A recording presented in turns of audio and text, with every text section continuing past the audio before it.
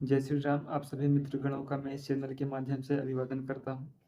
और आज से ज्योतिष का ट्यूटोरियल शुरू हो रहा है और मैं आपको एक अच्छा ज्योतिषाचार्य बनाने की सारी इन्फॉर्मेशन मैं आपको दूंगा।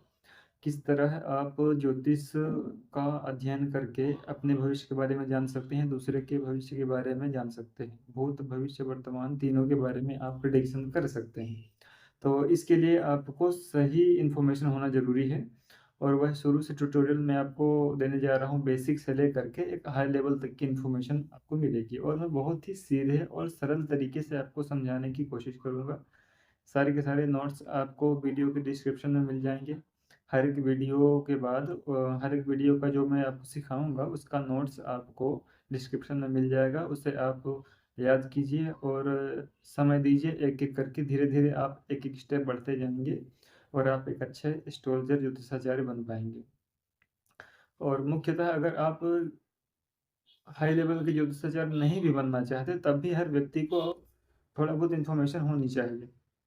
अगर आप संस्कृत फील्ड से हैं, ज्योतिषाचार्य हैं या नहीं, अगर आप साधारण पूजा पाठ कर्मकांड संबंधी काम भी करते हैं तो उसमें भी आपको ज्योतिष से संबंधित इतनी इन्फॉर्मेशन तो होनी चाहिए कि आप सामने वाले का लग्न चार्ट देख करके, नववंशा चार्ट देख करके उसके बारे में बता पाएँ और विवाह के लिए कुंडली मैच कर सकें और कुंडली में बनने वाले मंगल दोष, काल सर्प दोष, पितृदोष, इन सब चीज़ों के बारे में तो पता होना ही चाहिए अगर आप कर्मकांड से जुड़े हुए हैं।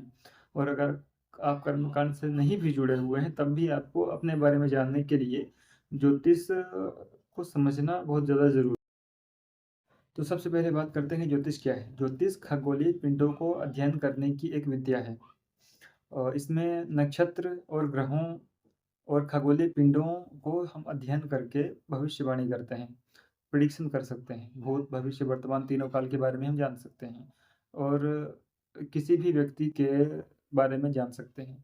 इसकी एक साधारण से नियम है।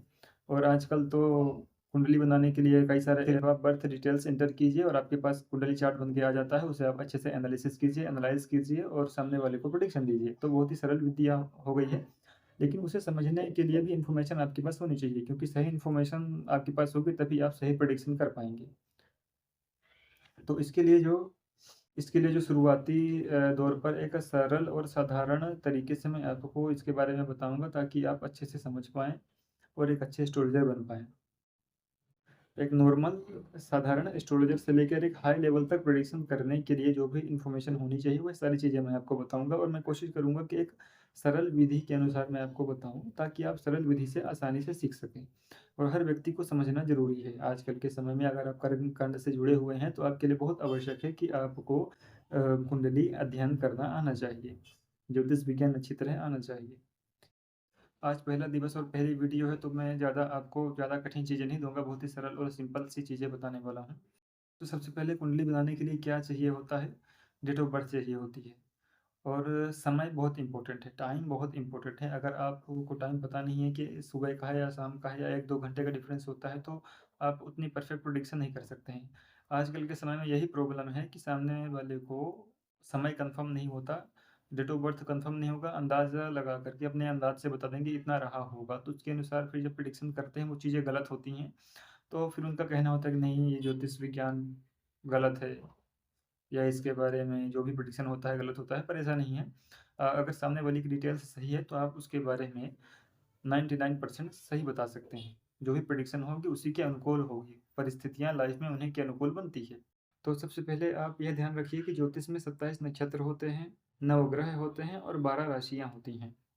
अब आपने यह ध्यान दिया होगा कि जब आप अपनी राशि आपको जाननी होती है तो फिर आप कैलेंडर में या फिर गूगल पर सर्च करते हैं कि इस नाम से कौन राशि है, या फिर मेष राशि में जो नाम होते हैं उसके अनुसार रखा जाता है। तो इसका तरीका क्या है?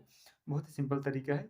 जो 27 नक्षत्र होते हैं हर एक नक्षत्र में 4 चरण होते हैं और जो 9 ग्रह हैं हर एक ग्रह 3 नक्षत्रों का स्वामी होता है। और हर एक नक्षत्र के 4 चरण होते हैं, हर एक चरण में एक नाम होता है। चंद्रमा जिस राशि के जिस चरण में होता है उसी के अनुसार नाम रखा जाता है। अब आगे की जानकारी आपको अगली वीडियो में दी जाएगी।